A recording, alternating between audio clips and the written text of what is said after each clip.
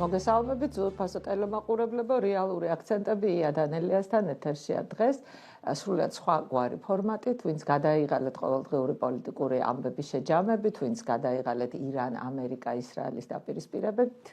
ჩვენ გთავაზობთ დღეს ამოისუნთქოთ. ვილაპარაკებთ ბატონ რამაზ პატარიძეზე, ვილაპარაკებთ ქართულ ანბანზე და ეს იქნება თქვენთვის დარწმუნებული ვარ დიდი შვება. ჩვენ ინტერაქტივს დავაანონსებთ ჯერ, ვინ შეიძლება ეწინააღმდეგებოდეს ქართული სამეცნიერო მიღწევების წარმოჩინებას, ასეთია დღევანდელი ჩვენი ინტერაქტივის სამი პასუხით. რუსეთი, მიჭირს პასუხის გაცემა და დასავლეთი. მართლა საინტერესო იქნება თქვენი აქტიობა, ზარი უფასო აქ გთხოვთ დაგვირეკოთ, თქვენი აზრი დააფიქსიროთ. დღევანდელი ჩვენი გადაცემის სტუმრები კი არიან ბატონი დავით გალეგაშვილი, ეკონომიკის დოქტორი და ბატონი ბადრი პატარიძე, რამაზ პატარიძის შვილი. თქვენ მიხვდით ალბათ, რომ დღევანდელი გადაცემა რახან ქართულ ამბავს ეძღვნება, წარმოუდგენელია, რომ ბატონი რამაზ პატარიძის გარეშე ჩაიაროს ამ გადაცემამ. ჩვენ გვინდა ძალიან, რომ ხარკი მოუხადოთ ბატონ რამაზ, ქედი მოუხაროთ და იცოდეს, რომ მისი ღვაწლი, აი უზარმაზარი ღვაწლი 90 წელი, 64 წლის განმავლობაში ბატონი რამაზი იკვლევდა ქართულ ანბანს და მოდით ვნახოთ, ვინ არის ეს ადამიანი, რომელიც მას მთელი თავისი ცხოვრება ქართული ანბანის კვლევას და არა მხოლოდ ქართული ანბანის კვლევას, ხო? უამრავ და გადაცემის განმავლობაში ჩვენ ვილაპარაკებთ კიდევ რა ღვაწლი აქვს ბატონ რამაზ, მათ შორის ვეფხისტყაოსნის ახლებურად წაკითხვაში, რამდენიმე სტროფის განმარტებაში და ამაში რასაკვირველია ბატონ დავითი და ბატონ ბადრი დამეხმარებიან. ბატონ ბადრი, მართლაც მოდით ბატონ რამაზზე ვისაუბროთ. აი ესეთი რანგის მეცნიერები როცა იბადებიან, ეს არ შეიძლება რომ იყოს ჩვეულებრივი ოჯახი, სადაც დაიბადნენ და გაიზარდნენ. ვინ იყვნენ ბატონი რამაზის მშობლები, რა გარემოში დაიბადა ისა და რა გარემოში იზრდებოდა? მოგესალმებით. მომავალ წელს 2027-ში შესრულდება 100 წლისთავი რამაზ პატარიძის დაბადებიდან. და დარწმუნებული ვარ, რომ ქართული სამეცნიერო საზოგადოება ამას ღირსეულად და ჯეროვნად დააბას. აი მე ვფიქრობ ბატონ დავითიც დამეთანხმება, რომ დღეიდან ვიწყებთ ჩვენ და სიმბოლურია შეხვედრა ამ სტუდიაში, აი აქედან ვიწყებთ მომზადებას მომავალი წლის საუბილო თარიღისათვის მამაჩემის. ეხლა მოხდა ისე, რომ 60-იან წლებში, როცა რამაზ პატარიძემ დაიწყო მეცნიერული მოღვაწეობა, მას კულტურული თბილისი იცნობდა როგორც მიქელ პატარიძის ვაჟს. ეხლა ჩვენ მიქელ პატარიძე უნდა ვახსენოთ, მოვიხსენიოთ. ვინ არის მიქელ პატარიძე? რამაზ პატარიძის მამა. მიქელ პატარიძე განათლებული კაცი იყო. იმდროინდელი 30-იანი, 50-იანი თბილისის ერთ-ერთი აქტიური მონაწილე ყველა კულტურული ღონისძიების. თუ რამ კეთდებოდა საქართველოში, ის იქ იყო. პეტერბურგში 10-იან წლებში, ესე იგი საუკუნის დასაწყისში მიიღო უმაღლესი განათლება და მოუწია რევოლუციამაც ალბათ. რევოლუციამ, თებერვლის რევოლუციის შემდეგ იქ მერე მამაჩემი მეუბნებოდა, რომ თურმე ასე უთხრესო, რომ წადი ახლა საქართველოში გაასწარი აქედან რევოლუცია მოდიოდა რუსეთში და წამოვიდნენ იქაური სტუდენტები, ვინც სწავლობდა იქ და მათ შორის იყო გიორგი ნიკოლაძე, ნიკოლ ნიკოლაძის შვილი, მეგობრები იყვნენ ისინი და ერთად ჩამოვიდნენ და დაიწყეს არაჩვეულებრივი მოღვაწეობა. ცნობილი ამბავია გიორგი ნიკოლაძის მიერ ნაღვაწი საქართველოში 20-იან, 30-იან წლებში სამწუხაროდ გიორგი ნიკოლაძე მერე ნადრევად გარდაიცვალა 1932 წელს თუ არ მეშლება გიორგი ნიკოლაძე გარდაიცვალა. აი გიორგი ნიკოლაძის გვერდით იყო ყოველთვის მიქელ პატარიძე. სპორტული კლუბი შევარდენი დაარსეს და ცნობილია ამის შესახებ უამრავი ცნობა არსებობს 19 წელში დამოუკიდებელ საქართველოში და მერე ბოლშევიკებმა 1922-ში გააუქმეს როგორც ნაციონალისტური ორგანიზაცია ეს შევარდენი. და ეს კლუბი იყო უამრავი საინტერესო და საგანმანათლებლო ღონისძიების ორგანიზატორი და წამომწყები. მერე ალპური კლუბი და ალპინიზმის განვითარება საქართველოში იყო გიორგი ნიკოლაძის და ცნობილი ჯაფარიძეები და იქ იყო მიქელ პატარიძე, ალექსანდრა. სხვათა შორის ბატონი ვანო ჯაფარიძე იხსენებს ხოლმე არაჩვეულებრივი მოგონებები აქვს ამის შესახებ და მადლობა მინდა ბატონ ვანოს ამის გამო გადაუხადო, იმიტომ რომ მიქელ პატარიძეზე შესანიშნავი მოგონებები აქვს მას. შემდეგ მიქელ პატარიძე იყო თარგმნელი. იცოდა არაჩვეულებრივად ფრანგული ენა. იცოდა რუსული თავისთავად. იქ მიიღო განათლება კი ბატონო. პეტერბურგში და ფრანგი პოეტების პირველი თარგმანები და ყველა ცნობილი ფრანგი პოეტი თარგმნა, სიმბოლისტები ცნობილი. მერე რუსი პოეტები, ყველა ცნობილი რუსი პოეტი თარგმნა. და განსაკუთრებით კარგი მცოდნე იყო მაიაკოვსკის.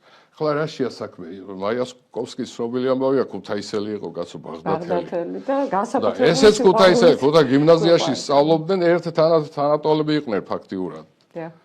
და პეტერბურგში შეხვდნენ და მეგობრობდნენ. მე წაკითხული მაქვს ერთი მოგონება ასეთი, რომ პეტერბურგში იგონებენ, რომ საქართველოსთან ძღვენი ჩამოგვივიდა ქართული პორმარელიო და 5 ლიტრა კარგი ღვინო. წავედით მაიაკოვსკისთან და ისეთი ქართული საღამო და გავიხსენეთ საქართველოს და ქუთაისიო. ასეთი მოგონება არსებობს. რომ ჩამოვიდა, რა თქმა უნდა, თარგმნელობითი მაიაკოვსკის თარგმნას დიდი დრო და ენერგია შეალია მიქელმა.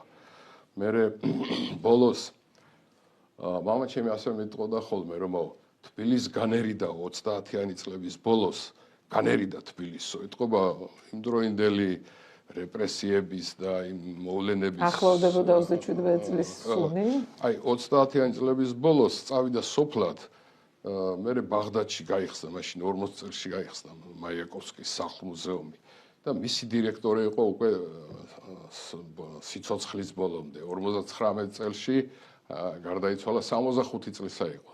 ახალგაზრდა იყო ფაქტიურად. მერე იყო არაჩვეულებრივი ჟურნალისტი. ყველა მოვლენა, რაც კი საქართველოში ხდებოდა, მის კალამს არ ასწდებოდა. იყო ნარკვევების ავტორი და გაზეთებში უამრავი უშვის ასვლა შესანიშნავი ნარკვევი აქვს 1934 წელში ეს უშვის ასვლა ქართული ალპინიზმის დიდ გამარჯვებად ითვლებოდა, იმიტომ რომ ქართველები უცხოელები ჩამოდიოდნენ საქართველოში, კავკასიონს იფრობდნენ და ქართული ალპინიზმი მიჩქმალული იყო და გიორგი ნიკოლაძემ დაუდო საფუძველი ძმებმა ჯაფარიძეებმა და მიქელ პატარიძე იქ იყო. მერე იყო არაჩვეულებრივი ფოტოგრაფი. ყველა ფოტოგრაფია მაშინ ადონეზე იქნებოდა საქართველოში და მისი ფოტოებით იყო თანაც ეს წერილები და ნარკვევები შესანიშნავად გაფორმებული.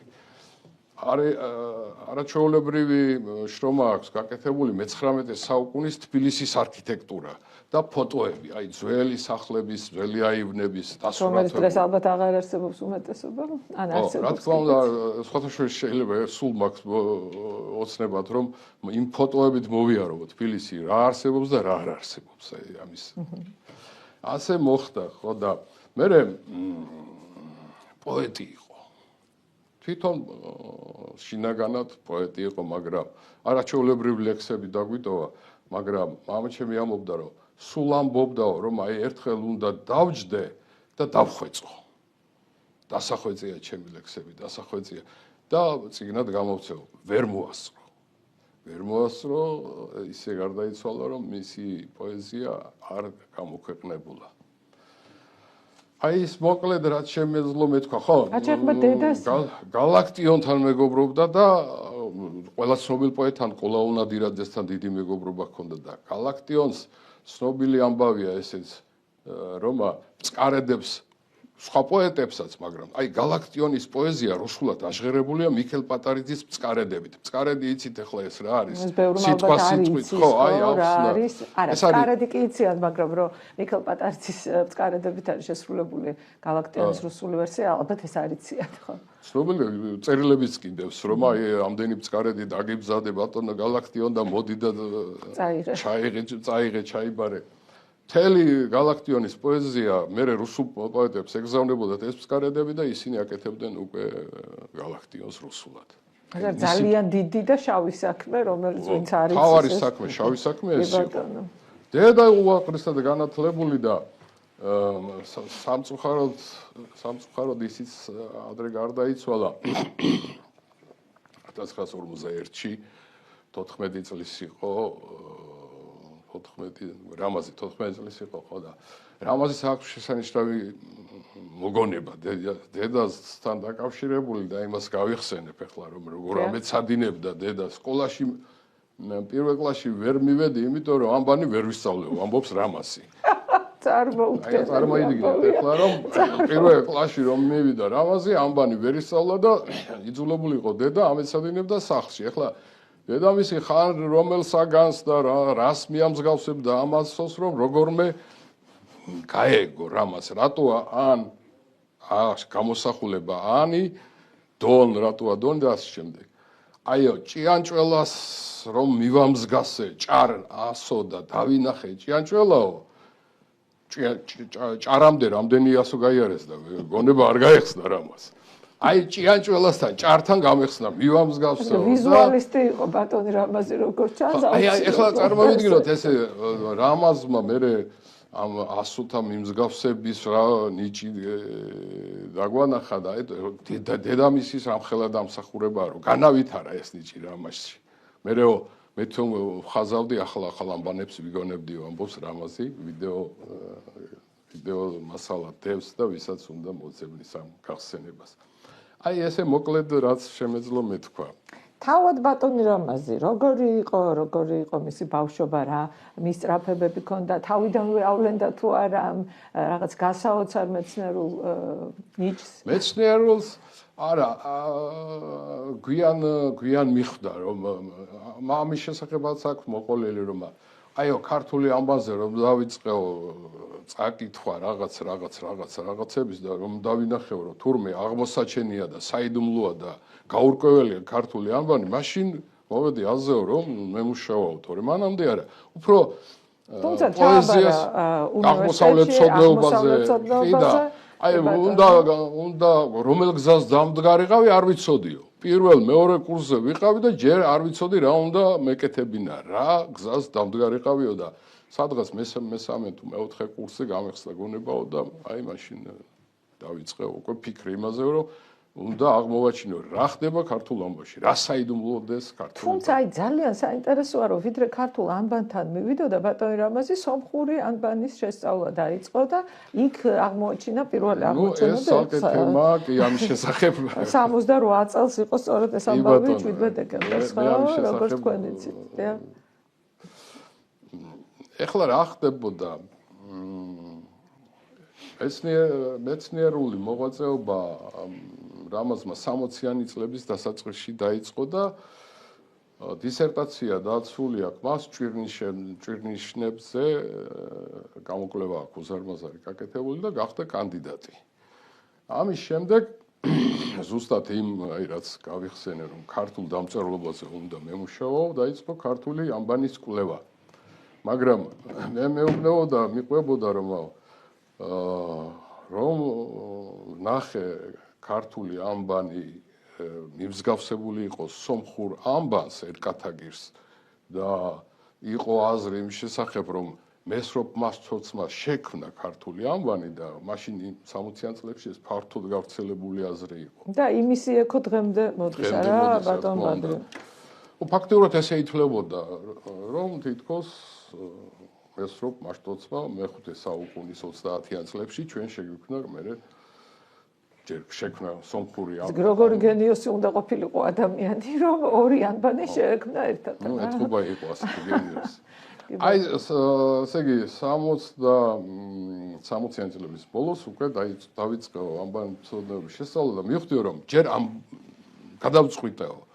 ჯერ ამოვიცნო სომხური ამბანი და 1979 წელს მე ხომ მოვიტანე აქ ერთი დოკუმენტი, რომელიც ჩემთვის ძალიან ძვირფასია, იმიტომ რომ რამაზის ნაჩუქარია, სულ პატარა ვიყავ, მე 10-11 წლის ვიყავ, როცა ეს გადმომცა. ეს არის მე ახლა წავიკითხავ რომ არ შემეშალოს მაშინ. ბატონო. საბჭოთა ხელოვნების ჟურნალი გამოდიოდა საბჭოთა ხელოვნება 1979 წლის ნომერი 6. ერკათაგირის გრაფიკული საფუძვლები რამაზ პატარიძე თუ გამოჩნდება არ ვიცი, ალბათ ვერ გამოჩნდება. ესე იგი 1979 წელს დაიბეჭდა საბჭოთა ხელოვნებაში ჟურნალში მისი პირველი სამეცნიერო კვლევა დამწერლობის შესახებ სომხური ერკათაგირის საფუძვლები. ეხლა მე თქვი სიტყვა დაიბეჭდა, იმიტომ რომ აგერ მიკავია დაბეჭდილია. მაგრამ არ გამოქვეყნებულა. ეს როგორ? აი საქმეც ამაშია. ესე იგი, აი აქ კიდე მე განმარტებით ნაწილში წერია, რომ მოხსენებად წაკითხულია, ესე იგი, ეს ერკათაგირის გრაფიკული საფუძვლები, რამაზ პატარიძე მოხსენებად წაიკითხა 1968 წლის 17 დეკემბერს საქართველოს მეცნიერთა აკადემიის ხელნაწერთა ინსტიტუტის სამეცნიერო სხდომაზე. ჩვენ შეგვიძლია ვთქვათ, ეს დოკუმენტია, რომ 1968 წლის დეკემბერში დაასრულა პირველი კვლევა დამწერლობის შესახებ, ესე იგი ამ წელს 68 წელს მან დაიწყო ამბანის კვლევა. ნუ როგორც მე თვითონ ამბობდა, ეს მისი ჩანაწერი გვაქვს 2014 წელს ბატონო დავით დამთახმები, სადაც ის ამბობს, რომ 100 წელი გავიდა და აი 100 წელს რას გულისხმობდა? ივანე ჯავახიშვილმა დაიწყო ქართული ამბანის კვლევა 1914 წელსო და 2014 წელს მე დავასრულეო ამბანის საიდუმლოს ამოცნობა. 100 წელი მოუნდითო. ჯერ ივანე ჯავახიშვილი და ერთი საუკუნე და მე პავლე ინგოროყვას ახსენებდა, რა თქმა უნდა და მე რაც შეეხება ახლა ცოტა გამიგრძელდა. რაც შეეხება ახლა ამას, რატო ვამბობ, რომ არ გამოქვეყნდა. ოთარ ეგაძე იყო რედაქტორი და მივედი ოთარ ეგაძეს თონ იხსენებდა რამაზი, არავინ არ დამიბეჭდაო ეს კვლევა და ოთარმა მითხრაო, რომ მე გავრისკავ და დავბეჭდაო. მიქელთან მეგობრობდა ოთარ. სომხეთში საერთოდ სომხეთში ისეთი რეაქცია ჰქონდა ამას. რატო რა ედო საფუძვლად ეგეთი ბატონი რამაზის კვლევას, რომელიც სრულიად მეუღებელი აღმოჩნდა. მოკლედ რომ ვთქვათ, ამ კვლევით რამაზ პატარიძემ თქვა ასეთი რამე, რომ მესროპ მაშტოცი, როცა ქმნიდა სომხურ ერკათაგირს დამწერლობას, მას სხვა ამბანებთან ერთად ედო ქართული ამბანი. ქართული ასომთავრული. ეწინააღმდეგება იმას, რომ რამაზე ამბობს, რომ მას ედო ესე იგი ფინიკიური ძველი ამბანი, ბერძნული ძველი ამბანი და ქართული ასომთავრული. ანუ ქართული ასომთავრული არსებობდა და მესროპ მაშტოცმა გამოიყენა რა. მე მთელი ჯგუფების შექმნა ქართული ასოების მიხედვით. ეს იყო ბომბის გახეთქვა, იმიტომ რომ ცნობა იმის შესახებ, რომ მესროპ მაშტოცმა შექმნა ქართული ამბანიო, თავდაყირა დააყენა რამაზ პატარიძემ. მესროპ მაშტოცმა მაშინ აღწევდა საბჭოთა კავშირის მეცნიერებათა აკადემია, რომელიც რატომღაც პროტექციას უწევდა სწორედ აი სომხური ლობი მუშაობდა, მოდით ესე ვთქვათ კარგად. პრიორიტეტს ანიჭებდა სწორედ სომხურ კულტურას. ჩვენ უნდა შევაქოთ სომხები, ჩვენი მოძმე ერი. რასაკვირველია შევაქოთ. რომ ასე კარგად მუშაობენ, მათი ლობი ყოველთვის კარგად მუშაობს. ეს იმას არ ნიშნავს, რომ ქართული უნდა დაგვაჩაგრა, ხო? რა თქმა უნდა. ამიტომ რა მოხდა ახლა? შევიდა ცენზურა ჟურნალში, უკვე დაბეჭდილი, გამზადებული დააპატიმრეს, გაანადგურეს და ამ გამოკვლევის გარეშე გამოვიდა უკვე ნომერი. მერე სტამბაში ამოიღეს რამაზ პატარიძეს მისცეს 200 აი ეს ამონაბეჭდი და თბილისში ასე გავცელდა. და მოედო ხელში გადადიოდა და მოედო მთელ თბილისს. ასე გახდა ცნობილი, რომ რამაზ პატარიძის ერკათაგირის საფუძვლებმა აფეთქა მეცნიერებათა აკადემია. ბატონ ბადრე, როგორი იყო ბატონი რამაზის სამეცნიერო მოღვაწეობის დასაწყისი? როგორ შეხვდა მას ქართული სამეცნიერო საზოგადოება, რომელშიც არ იყო ასე ადვილი ახალი ნოვაციების დანერგვა, ხო? ну დიდი ძმა რუსეთი და საბჭოთა კავშირი რასაკვირველი აპეკუნობას უწევდა ქართულ მეცნიერებასაც არ შეიძლებოდა რომ ქართული მეცნიერება იმაზე დიდი ყოფილიყო თქვათ ვიდრე რუსული, ვიდრე საბჭოთა კავშირში შემავალი სხვა ერების მეცნიერებები, არ შეიძლებოდა რომ ჩვენ 3000 წლოვანი ერის სახელმწიფო ვიყავით უზარმაზარი კულტურით, თქვათ თუნდაც იმაზე დიდი წარმოჩენილი ყავით ვიდრე იყვნენ სომხები, ხო? როგორი იყო ახალგაზრდა მეცნიერის პირველი ნაბიჯები და რამდენად ადვილი იყო ახალი სიტყვის თქმა მეცნიერებაში? ბატონო, მე ცოტა საუბრობდი ქართული დამწერლობის დაწყება რამას პატარიძემ დაიწყო სომხური დამწერლობის შესწავლით და როცა ამოიღეს ეს ჟურნალიდან ეს კვლევა, მე ამას მოყვა გარკვეული მოვლენები. ახლა საქმე რაშია, საბჭოთა კავშირში იყო ასეთი წესი, რომ მეცნიერ მუშაკს აუცილებლად წლის დასაწყისში უნდა წარედგინა საკულავია თემები, რაზე მუშაობდა, დაუმტკიცებდნენ, გეგმაში ჩაჯდებოდა ინსტიტუტის და მუშაობდნენ. და ამოწმებდნენ პერიოდულად რა თქმა უნდა, და მე წაიკითხავდა ამ შრომას ინსტიტუტის საერთო სხდომაზე. მაგრამ რამაზ პატარიძემ ეს წესი დაარღვია. არავის არაფერი შეუთანხმა, ისე დაიწყო მუშაობა სომხური დამწერლობის კვლევაზე და შემდეგ უკვე ქართულ დამწერლობაზე. ამას მოყვა დიდი სკანდალი. ეხლა რატო? როცა ნახეს, რომ ასეთი შრომა გამოქვეყნდა, თავდაყირად ადგა მთელი მეცნიერული წარმოდგენა ქართული ამბავის წარმოშობის შესახებ, დაიწყეს კვლევა, რანაირად მოხდა, რომ ამ კაცმა ეს შრომა შეასრულა. ხლა მაშინ მეცნიერებათა აკადემიაში ამ საკითხებს განაგებდა ქართოლოგი, ყველაზე დიდი ქართოლოგი, ვიცით ვინც იყო მაშინ, ბატონი აკაკი შანიძე. და ამავე დროს ბატონი აკაკი შანიძე იყო არმენოლოგიც. ანუ ის საკითხი, ეს საკითხი რამაზ პატარიძეს აუცილებლად უნდა შეეთანხმებინა და უნდა სცოდნოდა ბატონ აკაკის. ეს რა თქმა უნდა რამაზმა არ ქნა. და რატომ? იმიტომ რომ კარდინალურად განსხვავდება. იცოდა რომ უარს ეტყოდნენ, რა თქმა უნდა. და რატომ უნდა ეთქვა თუ არა? მე ვერ გეტყვით, ალბათ იმიტომ რომ მაშინ სხვათა შორის ესეც რამაზისგან ვიცი, იყო თემები, რომლებსაც ტაბუედო. აი ამ თემაზე ვერ იმუშავებდი. ესე ერთხელ მიიღეს რაღაც ფორმულა. ხო, აი რაღაცა თემა იყო ამ მეცნიერის, რაღაცა თემა იყო ამ მეორე მეცნიერის. და შენ ამ თემებში არაფერი გესაქმებოდა, არ ფაქტიურად მეცნიერება წინ ვერ უნდა წასულიყო. რაღაცა საუკუნის განმავლობაში შეფერხდა ეს მეცნიერული კვლევა, ხო? აი არქეოლოგიაში სხვათა შორის იგივე რამაზისგან ვიცი, რაღაცა არქეოლოგიური აღმოჩენა აღმოაჩინეს ხო საქართველოში ის აუცილებლად იყო რომელიღაცა მეცნიერის აკადემიკოსის დიდი მეცნიერის ვინც გათხარა ან მასთან ერთად ვინც ამ თემაზე მუშაობს შენო უფლება არ გქონდა რომ ამ საქმეში ჩაგეხედა შეგეშალა იყო ასეთი რაღაცა კი ბატონო წაიბორძი კი არავის არ აინტერესებს ხო ეხლა რა მოხდა მე რამაზ პატარიძეს უჩივლეს ამ დამწერლობის ამ კვლევის გამოქვეყნების შემდეგ კომპარტიის ცეკაში, მაშინ კომპარტიის ცეკა განაგებდა საქართველოს და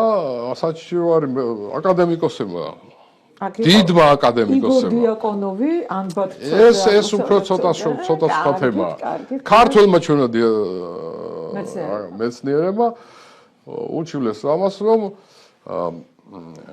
ერთაშორის შუღლის ჩამოგდებას ეწევა რამაზ პატარიძე სომხებსა და ქართველებს შორის შუღლის ჩამოგდებას ამ მეცნიერული კვლევითო.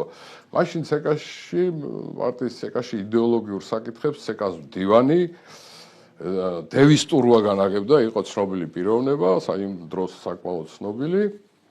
იდეოლოგია, საბჭოთა კავშირი იდეოლოგიური სახელმწიფო იყო და თქვენ წარმოიდგინეთ ახლა იდეოლოგია ერთ-ერთი პირველ ადგილზე იყო და ცეკას დივანი რომელიც იდეოლოგიას განაგებს, აი მასთან მოხდა განხილვა ამ რამაზ პატარიძის კვლევის.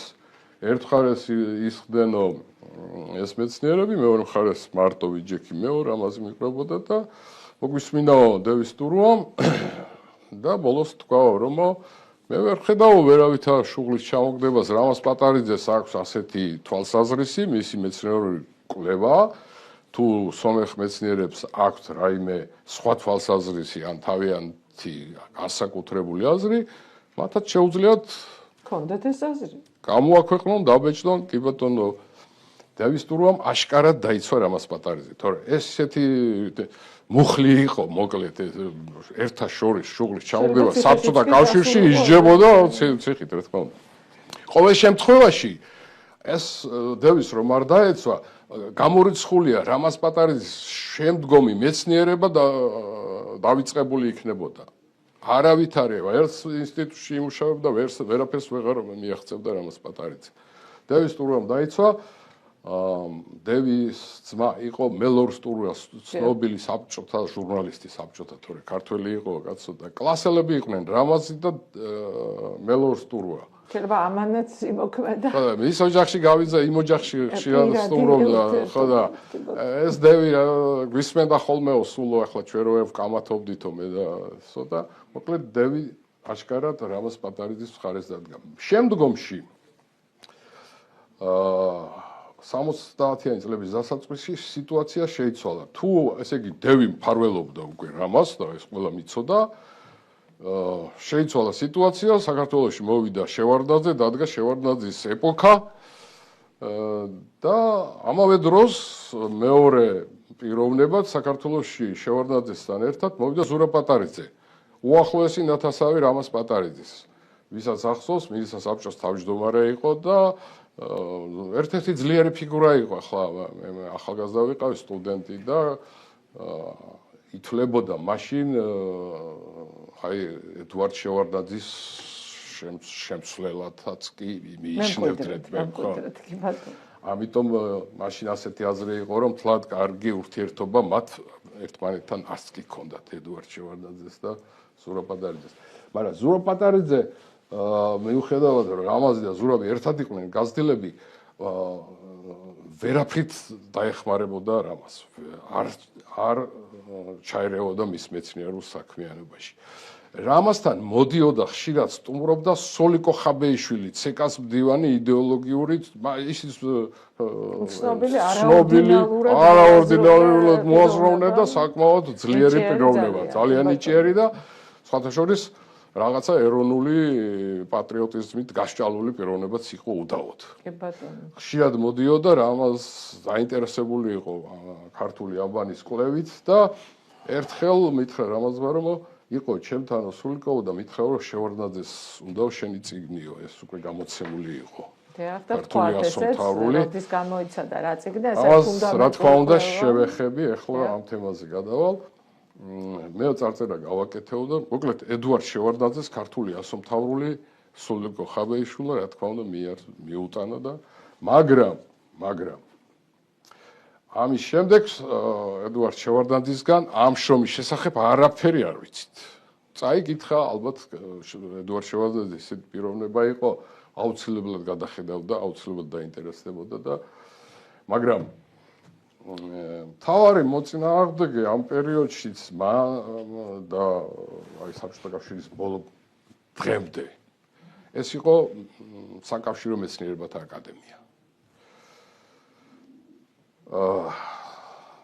ახლა მოყვები იმ ფაქტს, რომელიც მე ადრეც მაქვს მოყოლილი, მე უკვე ვთქვი, რომ რამაზმა დაიცვა დისერტაცია საკანდიდატო 1965-ში აქ თუ 66-ში დაცული და მოვიდა ჯერი სადოქტორო უნდა დაიცვას, უკვე მეცნიერია, ლექციებს კითხულობს, 70-იან წლებში ძალიან პოპულარული გახდა რამაზის ლექციები, მე სტუდენტი ვიყავი და ვესწრებოდი ხშირად 6-ჯერ 7-ჯერ ვარ დასწრებული და აუდიტორიას იპყრობდა რამაზი თავისი გამოსვლით. არაჩვეულებრივი ორატორი იყო, სხვათა შორის არაჩვეულებრივი. ორატორის თავიდან ვამაყობდი ხოლმე რომ ვიჯექი ლექციაზე. იმიტომაც ეთყობა რომ ძალიან დარწმუნებული იყო თავის სიმართლეს და ეს იყო პირველ გამყვალავი ხო აი ამ გზის და ამიტომაც. ეხლა უნდა დაიცვა დისერტაცია, სადოქტორო, მაგრამ წესი იყო ასეთი რომ აუცილებლად ცენტრში მოსკოვში უნდა დაცულიყო, ცენტრალიზებული იყო ეს თემაც საბჭოთა კავშირში და ამ საკითხებს განაგებდა იგორ დიაკონოვი, ცნობილი რუსი ლინგვისტი, ანბანწოდნე, აღმოსავლეთწოდნე, არმენოლოგი, ეგვიპტოლოგი, ირანისტი. მოკლედ, დამწერლობის ყველანაირ საკითხს განაგებდა საბჭოთა კავშირში ეს კაცი და ოპონენტი დისერტაციის დაცვისას იგორ დიაკონოვი იქნებოდა და მის გარეშე არაფერი დისერტაცია არ გამოვიდოდა. ამიტომ რამაზი ჩასულა, გააგზავნა ლიცენზია რუსულ ენაზე, მოკლე და ჩავიდა ლენინგრადში, იქ იყო პეტერბურგში დაარსდა ეს აღმოსავლეთმცოდნეობის ინსტიტუტი, ცენტრი აღმოსავლეთმცოდნეობის და იქ იყო, იქ მოღვაწეობდა იგორ დიაკონოვი. მიიღო იგორ დიაკონოვმა, ცოტა ხანს მომისმინაო, შემოწყვეტინაო და მითხრაო, რომ ჩვენ ვიზიარებთ იმას, რომ ქართული დამწერლობა შექმნა მესროპ მაშტოცმა. რაც ძირშივე ეწინააღმდეგებოდა მის დისერტაციას. თქვენ ახალგაზრდა თავისუფალი ბრძანდებით, ესე იგი ცივად გამოუშვათ, ცივად დაამთავრა. ამით დასრულდა სადოქტორო დისერტაციის თემა. მე რომ ჩამოვიდა შეუთავაზებიათ რამაზისთვის, რომ განებე ხლა ასომთავროს და სხვა თემები გაქვს უამრავი და შემოიტანე და დაიცავიო. მაგრამ პრინციპები ქონდა რამაზ პატარიძე აი ყოფით საკითხებში ძალიან რბილი პიროვნება იყო. ჩემთან ურთიერთობაში, მეუღლესთან, შვილებთან, მეგობრებთან, რბილი, ურბილესი, მაგრამ რაც შეეხებოდა ქართულ დამწერლობას, ამბავს. იმიტომაც იყო დიდი მეცნიერი. უზარმაზი პრინციპების ბატონ დავითმა იცავდა. ცეცხლი და მახვილის იცავდა ქართულას. არაფრით არ ხნა, მე სხვა თემას სადოქტოროთ არ გავიტანე. თუმცა ბატონ ბადრი, აუცილებლად უნდა ვთქვა, რომ მან გაშიფრა ქებაი და დიდებაი ქართული საენისაი და მისი საიდუმლო შინაარსი წარმოაჩინა. კიდევ ისტორიული ესქატოლოგიური მნიშვნელობა მისი დაადგინა, აქტიურად იკვლევდა დავათისტელის საკითხებს, აღმოაჩინა ნეკრესის წარწერის რამდენიმე შიფრი და ვთქვით უკვე, რომ შოთა რუსთაველის ვეფხის ტყაოსნის ახლებური წაკითხვაც მას უთანხმოებდა. ეხლა რა შეასაქმე რომ როგორც კი დაასრულა ქართული ასომთავრულზე მუშაობა რავაზმა და გამოაქვეყნა, მე აი თქვენ რაც ახსენეთ ეს წარწერები, იმდენად მნიშვნელოვანი იყო ქართული დამწერლობისთვის, მისი წარმოშობისთვის, მისი დათარიღებისთვის ამ წარწერების მნიშვნელობა, რომ ის უცებ უმალვე შეუდგა ამ საქმიანობას. მაშინ აღმოჩნდა დავათის სტელა და ეს იყო უზარმაზარი აღმოჩენა ქართულ არქეოლოგიაში. დავათის სტელაზე იმუშავა მე აი მომსწრე ვიყავ, მიყვებოდა ერთი მეცნიერი სადოქტორო არის სწორედ აი ამ თემაში. რა თქმა უნდა, მაგრამ გაგონება არ უნდა რამას ამას. შემდეგ ქებაი და დიდებაი, სხვათა შორის კაკო ბაქრაძესთან აქვს ერთად მეტყოდა კაკო ბაქრაძემ და ამერიკა ჩამოვდიოდა და მუშაობდნენ და კაკოს აქვს მიგნებები არაჩვეულებრივი, რამდენადაც მე ვიცი რამაზისგან ეს. მე გამოაქვეყნეს ერთმაც და მეორემაც კვლევები. ნეკრესის წარწერებზე რამაზის აქვს თავისი აზრი, სხვათა შორის ერთ-ერთი წარწერა აღადგინა კიდევაც და არაჩვეულებრივი რაღაცა შედეგი მიიღო. ეს ცოტა რთული თემაა და ახლა ამას ვერ გავშლი, მაგრამ რამაზი ამბობდა, რომ ამ ნეკრესის წარწერებში არავითარი ქრისტიანული კვალი არ არის, არ დასტურდება. მაგრამ წინარე ქრისტიანულია. და ვიდეო ჩანაწერიც არსებობს, ბატონ დავითს აქვს სხვათა შორის ეს გადაღებული და არაჩვეულებრივად მე დავდე ეს ვიდეო YouTube არხზე დევს და შეუძლიათ დაინტერესებულ მსმენელს ეს მოწმოს. მაგრამ დათარიღება ქართული ანბანის წარმოშობის ეს ისეთი სადაო საკითხია დღესაც, რომლის შესახებ თანხმობა არ არის მიღწეული. და აი ზუსტად ამიტომ იყო ის დიდი დავაკამათი მეცნიერებათა აკადემიასა და რამაზ პატარიძეს შორის, რის გამოც მეცნიერებათა აკადემიამ რამაზ პატარიძე ფაქტიურად არ გაიკარა. შევარდა მე ვახსენე ედუარდ შევარდაძე, მის დროს დაინიშნა თამაზ გამყრელიძე აკადემიკოს პრეზიდენტად აკადემიის, საქართველოს მეცნიერებათა აკადემიის და ბატონი თამაზ გამყრელიძე იგორ დიაკონოვის მოწაფეა. ეს წერია ვიკიპედიაში რა თქმა უნდა, მისი მოწაფე იყო, მასთან დაიცვა დისერტაციები. მიტომაც დაინიშნა. რა თქმა უნდა, მიტომაც დაინიშნა. ახლა ბატონი თამაზი ამ დადგენილ დოგმას ვერ გასწდებოდა. აუცილებლად უნდა ეთქვა, რომ ქართული ანბანი არის ქრისტიანული წარმოშობის, ქრისტიანულ პერიოდში. ამიტომ მან გამოაქვეყნა შრომა თამაზ გამყრელიძემ. მე და რამაზე ერთად ვფურცლავდით ის შრომწიგნი მოუტანეს რამას ნახეო და 70 თუ 75 გვერდი ეძღვნება ქართული ანბანის წარმოშობას. მაშინ როცა 500 თუ 600 გვერდიანი წიგნი მიუძღვნა რამას პატარიძემ. თამაზ გამყრელიძემ თქვა, რომ ქართული ანბანი შექმნილია მე-4 საუკუნეში ჩვენი წელთაღრიცხვით ქრისტიანულ პერიოდში და მე-5 საუკუნეში შედევრი გვაქვს შუშანიკის წელთაღრიცხვით. ბერძნული ანბანის მიხედვით. წარმოვიდგინეთ. ესე იგი, აცილა სომხურს, აცილა მესროპ-მაშტოც გადმოწია, მაგრამ ქრისტიანობა ამით ესე იგი თამაზ გამყრელიძემ ეთყობა გადაწყვიტა, ახლა ეს ჩემი აზრია, გადაწყვიტა რომ უნდა ეთქვა ეს. ან შეიძლება ასეთი დავალებაც იყოს მოსკოვიდან, რომ აუცილებლად თამაზ გამყრელიძეს უნდა დაედასტურებინა ქართული ანბანის ქრისტიანული წარმოშობა. და არ შედიოდა დავაში, რომ სომხური არის წინარე ქართული ანბანისა, ხო? არა, ამის შემდეგ თამაზ გამყრელიძე არავითარ დავაში საერთოდ არ შედიოდა არავისთან. მერე მისი მოწაფეები სხვა თქვა და დამთავრდა. დაადო ბეჭედი და მერე მოწაფეები აღზარდა, რომლებიც გამოვიდნენ დღესაც მოღვაწეობენ და თავგამოდებით ამტკიცებენ, რომ არა გინდა თუ არა მე-4 საუკუნეშია ჩვენი ანბანი. ნუ, რა ვქნათ, ასია რეალობა ეს არის. მე აუცილებლად ვკითხო ბატონ დავით, ცოტა გადახოვა გამოვიდეს, მაგრამ საერთოდ არ ვიცოდი ვინ იყო ბატონი რამაზ პატარიძე, ვიყავი სკოლას ვამთავრებდი და ნუ ჩვენ ხო ესე ვსწავლობდით, რომ აუცილებლად არ ჩვენ უფრო სხვანაირად ვსწავლობდით, ჩვენ ვსწავლობთ, რომ პირველ საუკუნეში მეფე ფარნავაზმა შექმნა ქართული ანბანი და სულ კითხულობდი, რომ თუ შუშანიკის წამება არის მე-5 საუკუნის ძეგლი. ხო, ახლა ბატონთან გამყრელიძე სულ სხვა რამე უთქვამს, ხო? მე-4 საუკუნეში შეიქმნაო და ეს კიდევ უფრო დიდი სიგიჟეა, ხო? თუ მე-4 საუკუნეში შეიქმნა ქართული ანბანი, მე-5 საუკუნეში როგორ მივიღეთ ჩვენ ასეთი დახვეწილი შუშანიკის წამება, რომელსაც ნემსაც და ქინძის თავსაც კი ვერ ყვეხებ, იმდენად დახვეწილია ფრაზა, ლაკონიზმი ამაზე შორს ვერ მიდის. მაგრამ ამას თავი დაანებეთ, შუშანიკის წამებაში წერია, რომ ადგა შუშანიკ დედოფალიო და წავიდაო და ხელთ ეპყრაო ბიბლია და სახარება უკვე თარგმნილი, უკვე ქართულად დაწერილი და წმინდანთა წიგნებიო და ესეც ქართულად დაწერილი.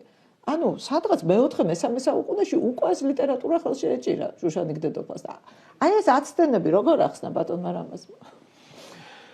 ბატონი ბადრი იხსენებდა ნეკრესის წარწერებს და მან დაადასტურა, რომ პირველი მე-2 საუკუნის ნეკრესის წარწერები არ არის ქრისტიანული ეპოქისა, როცა როგორც მიღებული იყო, რომ ამ ეპოქაში იყო შექმნილი ასომთავრული ანბანი, არამედ არის პირველი მე-2 საუკუნეებისა და ასომთავრული ანბანი ძალიან ბევრი ქვა არის ჩვენამდე მოღწეული, რომელიც ასახავს ამა თუ იმ მიცვალებულის ცხოვრებას თუ გარდაცვალებას, ოღონდ ყოველგვარი ქრისტიანული სიმბოლიკის და ელემენტების გარეშე. გარდა ამისა, რას თქვენ ბრძანეთ შუშანიკთან დაკავშირებით, არსებობს ერთი საოცარი არტეფაქტი. არმაზის გათხრების დროს აღმოჩენილი რუსთაველის გამზირზე მიბრძანდებით საქართველოს ეროვნულ მუზეუმში, ჩახვალთ მის მთავარ დარბაზში, შეხვალთ პირდაპირ კედელზე არის დიდი ლანგარი პირველი საუკუნისა, რომელზეც აი ლანგარის კიდეზე წარწერილია ბერძნული ტექსტი, რომ ფლავიოს დადე აი ამ ლანგარს ჩუქნის ბერსუმ პიტიახში. ბერსუმ პიტიახში. ეს თქვენი ბერძნული წარწერა ბატონო, ხომ არის სრული. ამ ლანგარის ცენტრში გვაქვს 4 ასონიშანი, ორ-ორად გაერთიანებული, რასაც ლიგატურა ქვია. ანუ 2 ასონიშანი გაერთიანებულია და ერთ ნახაზშია ჩაწნული, მეორეც ანალოგიურად.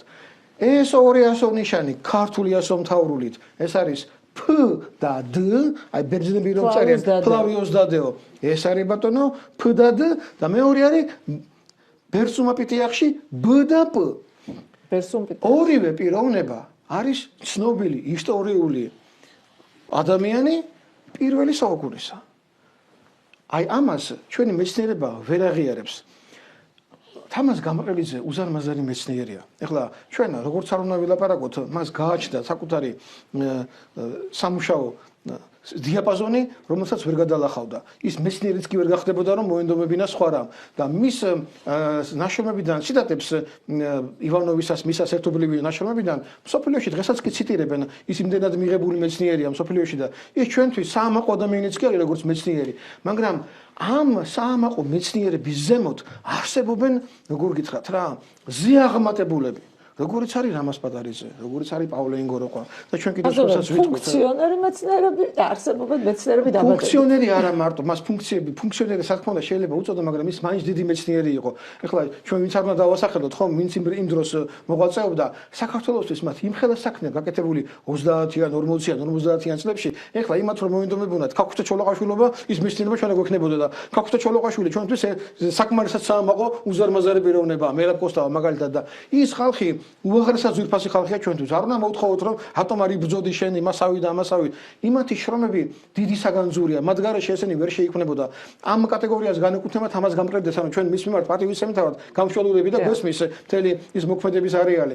და ისე თქმა მინდა ახლა უახლოვდები რომ შუშანიკის წამება, ნეკრესის საფლავის ქვები, ლანგარი არმაზი გათო ჩვენი ეს მცხეთამდე არმაზი იყო საქართველოს დედაქალაქი იქ ხდებოდა რაც ხდებოდა ყველაფერი მცხეთა მერე დაიწყებს ზემოთ წამოსვლას დინარის იქით და დინარის აქეთ საქართველოს გაყოფილი იყო იქ მცხეთასთან ზუსტად როგორც ჩვენ ხედავთ არმაზი ცალკე სახელმწიფო იყო და მცხეთა მეორე სახელმწიფო იყო წარმოგიდგენიათ დინარის გაღმა და გადაღმა როგორი პოლიტიკური ბრძოლები მიმდინარეობდა ამიტომ ჩვენ მხოლოდ პატივისცემის ნიადაგზე ყველა ადამიანის მიმართ მაგრამ აუცილებლად ჩვენ სათქმელს უკვე ვიტყვით და ის რაც დიდმა რამას პატარიზმმა აღმოაჩენა ამას გვეუბნება ჩვენ წილი და 46,720 რომ დავამატებთ 29 თებერვალს წილი 31 ამიტომ არის 31 მეორდება პირველ კორექციაში ეს მეორე კორექცია 4-ჯერ მონაწილეობს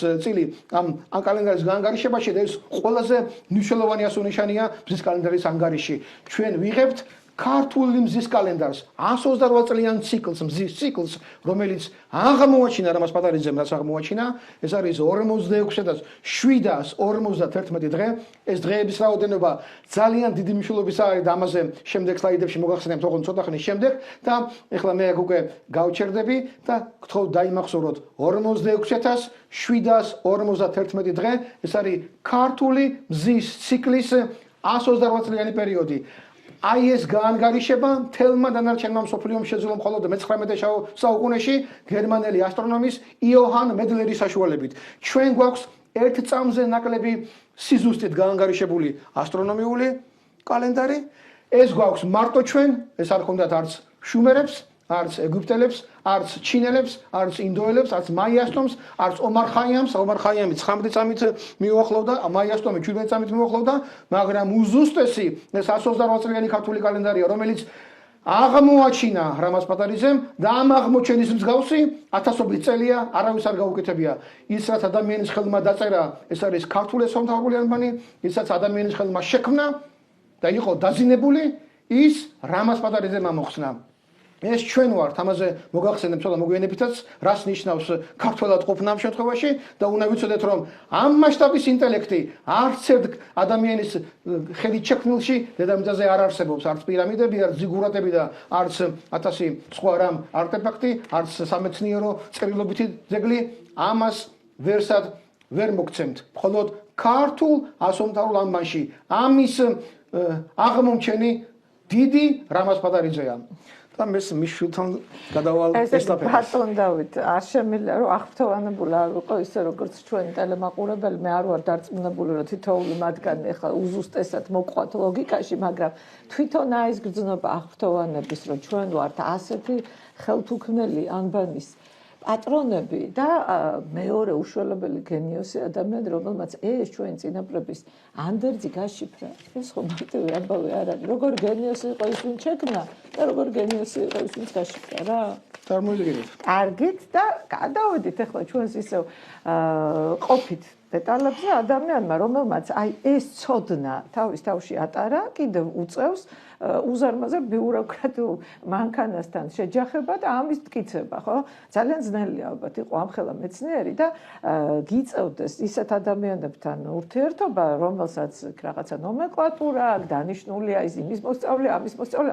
მოკლედ შეიძლება გაგიჟდე, თან უნდა იმუშაო და თან კიდე უნდა რაღაცნაირად გარღვევის გზები იპოვა, როგორ უნდა გაარღვიო, შენ ცოდნა როგორ უნდა დაამტკიცო. მე მგონია რომ აი საბჭოთა კავშირი სწორედ ამიტომაც დაინგრა რომ ასეთი ბიუროკრატიული მექანიზმი არ შეიძლება ერის სახელმწიფოს კონდეს არა აი როგორ ფიქრობ თქვენ როგორი იყო მე ურთიერთობა ბატონი რამაზისა თქვა თან ბიუროკრატულ მანქანასთან და მით უმეტეს ბატონი რამაზი შეესწრო ხო რომ საბჭოთა კავშირი დაიშალა ამის შემდეგ მოვიდა დამოუკიდებელ საქართველოს იყო ბნელი და უკუნი იყო ვისეცალა მეცნიერებისთვის და მუზეუმისთვის როდესაც ქვეყანა ინგრეოდა და კაცშულ მარიცოდა დავრჩებოდა ჩვენ ზარდ ქვეყანა თუ არ დავრჩებოდით როგორ მუშაობდა ამ წლებში ნუ რამაზ ამბობდა ხოლმე მე ხელნაწერთა ინსტიტუტიდან გამომაგდესო. ეხლა რატო ამბობდა ამას? თლად ასე არ შეიძლებოდა თქმა, მაგრამ შეუქმნეს პირობები იმისა, როგორც კი საპენსიო ასაკი დაუდგა, ალბათ აგრძნობინეს, რომ დროა წახვიდეოდა და წამოვიდა. ეს რომელი წელია დაახლოებით? აი 80-იანი წლების ბოლოს რა. ნუ ინგრევა საბჭოთა კავშირი 87-ში 1987-ში გახდა 60 წლის ესე გამოდის ხო? პაიკაზე მოგიშორეთ თავი და პენსიის ასაკთან ერთად. ისტორიის ინსტიტუტიდან. ნუ არ შედგა მისი ურთიერთობა მეცნიერებათა აკადემიასთან და რა ეკნა. ეხლა აგრძელებდა ის მუშაობას 68 წლიდან 1980 წლამდე გავიდა 12 წელი და გამოიცა ქართული ასომთავრული ეს წიგნი დღეს მოვიტანე, იმიტომ რომ ესეც ჩემთვის ძალიან ძვირფასია. რამაზის წარწერით არის მაჩუკა მე და წერია ბადრი პატარიძეს გახსოვდეს ვისი გორისა ხარ. რამაზ პატარიძე. წიგნი და თარიღია მითითებული 1980-26 მე-6. აი 26 ეს იმ ეგზემპლარებიდანაა ეს წიგნი, აი ავტორს წინასწარ რომ აძლევენ ხოლმე. ჯერ სასიგნალო ეგზემპლარებია და სასაჩუქრეთ რომ აძლევენ. ესე იგი ჯერ წიგნი გასული არ არის გაყიდვაში და აი არ მახსოვს 200 თუ 300 წიგნი მიცეს და იქიდან რამდენიმე ცალი ერთი წარწერით თქო მე შემხვდა. ეხლა მანამდე იბეჭდებოდა ჟურნალ მნათობში. რამაც აქაც გაუმართლა. რომ არ ყოფილიყო ჟურნალ მნათობის რედაქტორი მაშინ ბატონი არჩილ სულაკაური არც მნათობში დაიბეჭდებოდა რამაზ პატარიძე. ან შეიძლება ვინმეს დაებეჭდა, მაგრამ ყოველ შემთხვევაში გაუმართლა იმით, რომ მისი მეგობარი სტუდენტობის და მთელი ახალგაზრდობის არჩილ სულაკაური რედაქტორობს იმ წლებში მნათობს. რამაზ პატარიძე რედკოლეგიაშია და მისი ქართული ასომთავრული ნომრიდან ნომერში იბეჭდება და ხელიდან ხელში გადადის. აღარ მახსოვს 78-ში თუ 79-ში არჩილ სულაკაური დაინიშნა გამომცემლობა ნაკადულის რედაქტორად. ნაკადული საბავშვო ლიტერატურის გამომცემლობა იყო, მაგრამ გამომცემლობა. შედარებით ნაკლები ცენზურის მოდის. საერთოდ ხო, შედარებით ნაკლები ახლა საბავშვო ლიტერატურას რა ცენზურა უნდა და ლექსები რაღაცა მოთხრობები. ნაკლებად აქცევდა ყურადღებას. ერთხელაც მე კარგად მახსოვს ეს მომენტი, არჩილ სულაკაურმა დაურეკა რამას და უთხრა სასწრაფოდ გაამზადე და მომიტანე შენი ქართული ასომთავრული უნდა დავბეჭდო წიგნად და აი ნაკადულის მიერ არის რამაზი სულამობდა ხოლმე აი ნაკადული აწერიაო და ნაკადული საბავშვოის არისო და იქო ცენზურა რომ არ იყოვო იმიტომ გავიდაო თორემ მე ეს წიგნი არ დაიბეჭდებოდაო ასე გაუმართლა ამ წიგნს და ზოგადად ქართულ კითხვას მე თავად არჩილი ძალიან ამაყობდა, ამით მე შემსწრე ვარ იმის თავად არჩილს უთქვავს, რომ რა კარგი ვქენითო, რომ ეს ციგნი დავბეჭდეთო, ჩვენ აღარ ვიქნებით, მაგრამ ეს დარჩებაო, აი ასეთი ამბავი მოხდა და ასე დასრულდა ქართული ასომთავრულის დაბეჭდის ციგნის დაბეჭდის ისტორია. მე მინდა გკითხოთ, ვიცი რომ საქართველოს კათოლიკოს პატრიარქი ძალიან იყო დაინტერესებული ბატონ რამაზის ნამუშევრებით. თუ ქონდათ შეხვედრა მათ და როგორი იყო მათი ურთიერთობა, თუ გახსოვთ ეს თქო? შეხვედრა ერთხელ შედგა, თუ არ ვცდები, მე არ დავსრები ვარ ამ შეხვედრას, რაც ვიცი მე მხოლოდ იმას ვიტყვი, რომ კათოლიკოს პატრიარქმა მოითხოვა მისი ნაწარმოებისა ყველაფრის გაეცნო, მე რამასთან მოვიდნენ და უთხრეს, რომ ძალიან შეწუხებულია კათოლიკოს პატრიარქი იმით, რომ აქამდე არ იცოდა ამდენი რამ თქვენ შესახებო. და მე სიცოცხლის ბოლომდე ამას ეხმარებოდა ეკლესია, საპატრიარქო და ყველანაირად ეხმარებოდნენ აბსოლუტურად. ეს იყო დამსახურება, რა თქმა უნდა, კათოლიკოს პატრიარქის. რამაზ პატარიძის გარდაცვალებამდე ორი თვით ადრე, რომ შეხვდება მის სახლში ჩვენი თანდასწრებით ალიკო ცინცაძე. კარგად გახსოვს, არა, კარგად გახსოვს. დაიწყე და გავაგრძელე. ბატონ ბადრი, მე რა მინდა გკითხოთ და აი ამ კითხვას უშუალოდ მიებმება. ისა დიდი მეცნიერი როგორც იყო ბატონ რამაზ პატარიძე, ტოვებენ ხოლმე მემკვიდრეებს. თუ ყავდა მას აი თავის მეცნიერული მემკვიდრე, ესეთი, თუ ვინმეს აღიარებდა თავის უშუალო მოწაფედ და ჯეროდა თუ არა მას, რომ აი თქვათ მისი ყვალი ქართულ მეცნიერებაში არ წაიშლებოდა და პირიქით მას ექნებოდა ზედნაშენი აუცილებლად თუ ლაპარაკი ამაზე. როგორ არა, ხშირად გქონდა ამაზე საუბარი, ყავდა მას სხვათა შორის რამდენიმე პიროვნება მოწაფეებად იყვნენ მასთან, მაგრამ რატომღაც ისე მოხდა, არ ვიცი, ისი ბრალია ბოლო წლებში არ შემორშა მას მოწაფეები. თვითონ ამბობდა, რომ აი მე მითხრა მაგალითად ერთხელ, რომ მეო ამოვიცანიო ეს ყველაფერიო ქართულ ასომთავრულშიო და ფაქტიურად აღმოსაჩენი აღარაფერიაო, ასე ეგონა რა, თურმე რამდენი რამეა ბატონო დავით კიდე აღმოსაჩენი. როგორც ასეთი ახლა დღეს მის მემკვიდრედ, მის მოწაფედ არ მოიაზრება არა. ვინმე თუთლის, ვინც ადრე გარკვეული წლებში მე ვიცნობ ასეთ პიროვნებებს, რომლებიც მასთან მოდიოდნენ, მისგან ისწავლეს ბევრი რამე და გარკვეული პერიოდი მის მოწაფეებად, მიმდევრებად ითვლებოდნენ, მე რატომღაც შემოეცალნენ. არ ვიცი ისინი ახლა რას ფიქრობენ და თვლიან თუ არა რამაზის მოწაფედ თავს. მე ეს მათთან კარგა ხანია ურთიერთობა. ვიცნობ კარგი ურთიერთობა მაქვს. თქვენი დაიყო, მინსი მოიაზრებოდა პირველ რიგში. ჩემი და მოიაზრებოდა, რა თქმა უნდა, რამასაც დიდი იმედი ქონდა ლელა პატარიძე არაჩვეულებრივი გონების ჩემი და საწყალი საცუდავი საუბედუროდ ადრე გარდაიცვალა 45 წლის გარდაიცვალა. დიდი მეცნიერიც უნდა ყოფილიყო. უნდა ყოფილიყო და ქონდა ყველა მონაცემი, არაჩვეულებრივი ნიჭის და გონების იყო ლელა.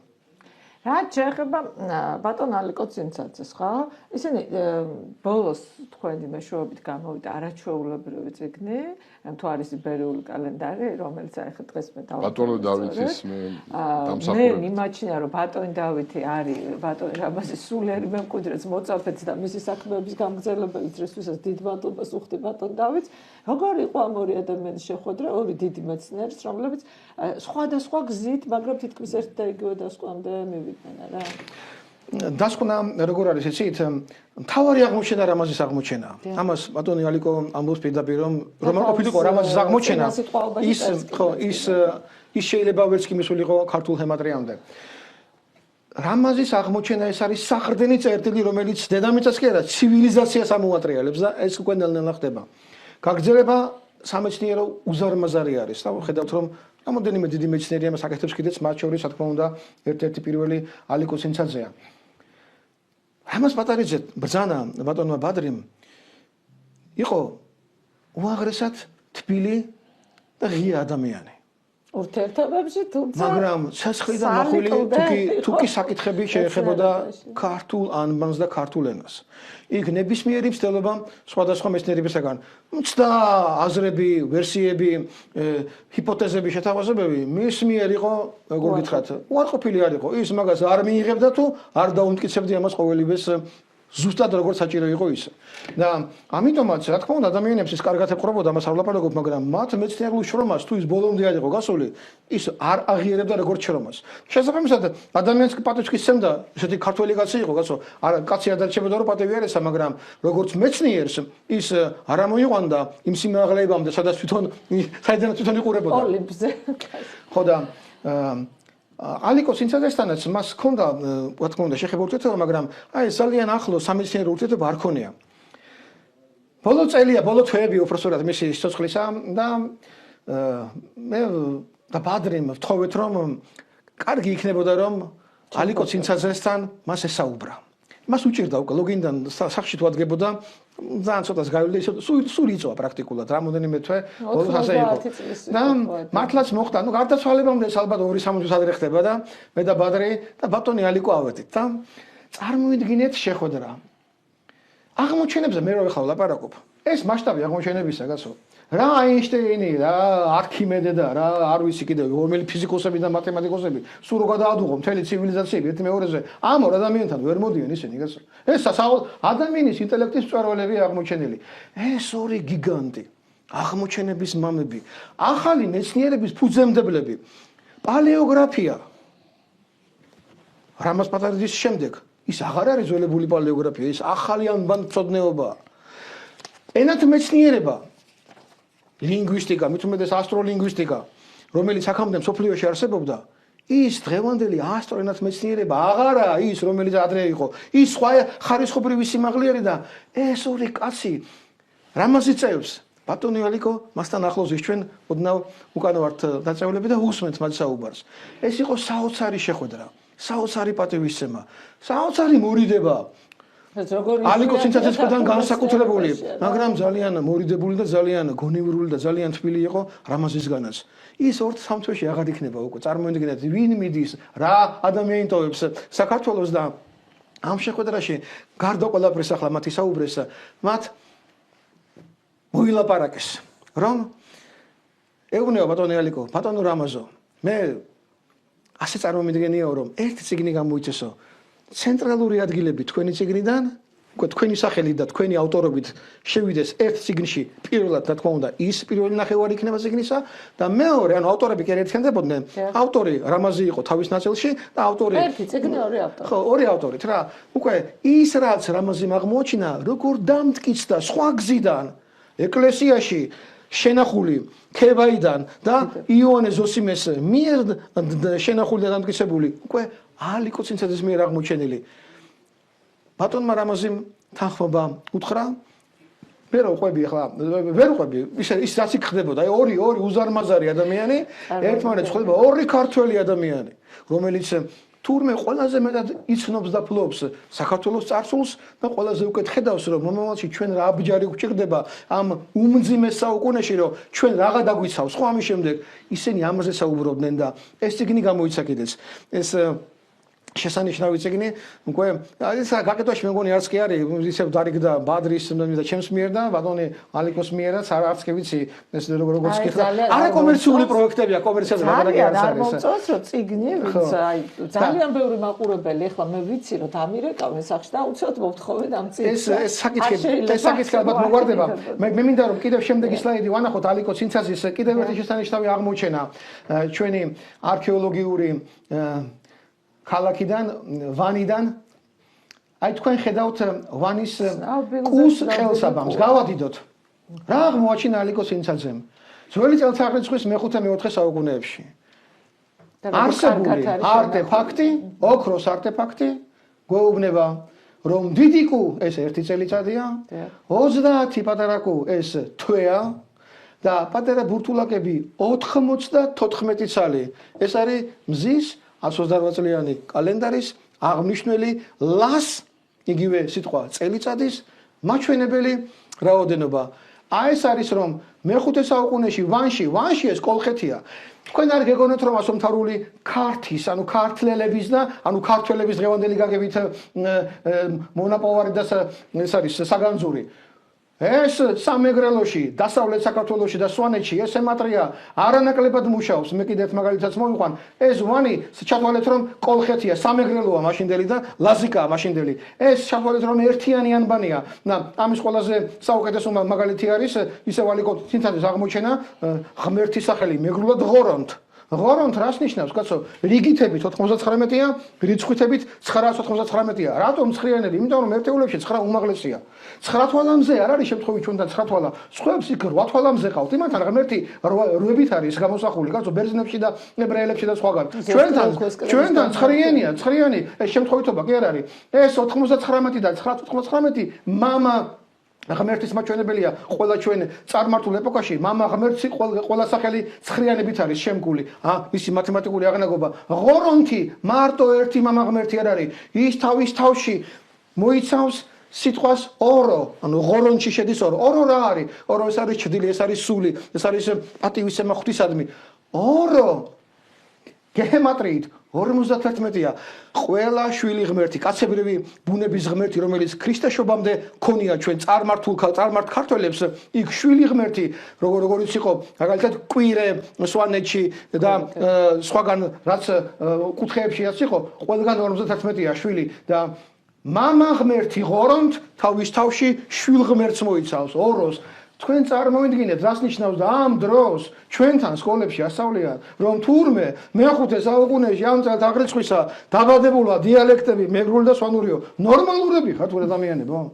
სვანეთში ღერბეთი თქვენ აბსოლუტურად გადასახედია ბატონო. თქვენ ღერბეთი სათამაშო ხომ არა, სვანური ღმერთი სათამაშო ხარ გონიათ. რომ თქვი გადაცემის პირველ ნაწილში რომ საუბრობდით იქ შუმერების ანზე, ხარზე და სხვა ღმერთებზე, იქ ენლილი რომ არის, იგივე ან რომ არის და ნანა რომ არის ღმერთი. ეს სიმღერა ლილე რომ არის, ენ ხვაება, ლილ შუმერებში რომ არის ღმერთი, ამას სვანები მღერია, ნანა რო არის მთვარის ღმერთი შუმერებში. ეს ნანა მეგრელების სიმღერა და თქვენ გაგონიათ რომ ეს დიალექტებია?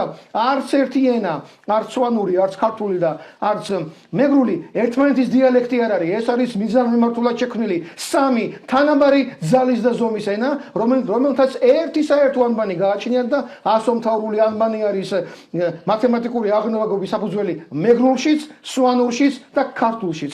ამიტომ ჩვენი თხოვნა იქნება, უკვე მე მგონი ბოლოსკენ მივდივართ, რომ ის სამარცხვინო სერიალი და ჩაატარეს სამწუხაროდ ერთ-ერთი უმაღლესი სასწავლებლის ხელმძღვანელობამ და მოელანდათ რა იყო ბატონო ეს რომ მოელანდათ ისინი უცხო პლანეტელები საოცარი რამ ბატონ ალიკო ცინცაძეს მოდი თქვათ აქვე რომ ქუთაისის ტექნოლოგიურ უნივერსიტეტში გაუხსნეს კათედრა ასტროენათმეცნიერება რომელიც ჩვენმა მეცნიერებმა ვაი მეცნიერებმა როგორც არის ილია უნის რექტორი არც კი მახსოვს ამ ქალის სახელი და გვარის ყო სამარცხვინოესი ქალი რომელიც გამოვიდა და თქვა რომ ასტროენათმეცნიერებაზე 20 ბავშვს იღებენო ესო რა არისო და როგორ წარმოადგინა ამ ქალს ეს ასტროენათმეცნიერება აი შემდეგი სლაიდი ვანახოთ შემდეგი სლაიდი რა ლამაზია ჯერ ეს სამეგრელო ლაზეთში მყოფი ეს ჩვენი კუსყელსაბამი წარმოიდგინეთ რა არის შექმნილი და რა შინაარსმატარებელი ყოფილა აი ეს გავადიდოთ და შემდეგ გადავიდეთ კიდევ შემდეგ სლაიდზე